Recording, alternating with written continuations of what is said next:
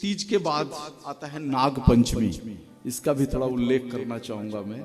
नाग पंचमी का त्योहार आता है और नाग पंचमी में क्या होता है, नागों की पूजा होती है। अब ये भारत के बाहर के लोगों को बड़ा विचित्र लगता है कि इस विषधर की पूजा, और हमारे देश में ही जो वामपंथी विचारधारा के लोग हैं ये मजाक उड़ाते रहते हैं। उनकी कमजोर सोच पर तरस आती है हमें कि उन्होंने नागों की पूजा के महत्व को समझा ही नहीं है।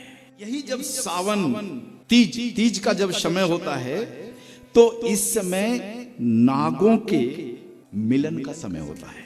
आप ध्यान देना, नाग और नागिन के मिलन का समय, विषधरों के मिलन का महीना ये होता है।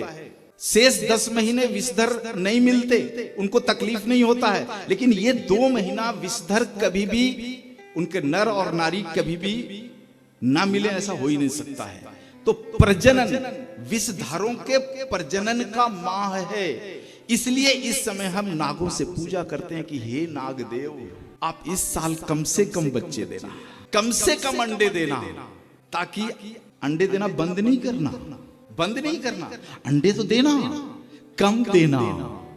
अगर आपने बंद कर दिया तो चूहों को कौन खाएगा, और चूहों का प्रकोप बढ़ा तो हमारी कृषि व्यवस्था चौपट हो जाएगी। इसलिए अंडे तो देना, कम देना, ताकि चूहे तो खत्म हो जाएं, हमारा परिवार आपसे थोड़ा बच के रहे।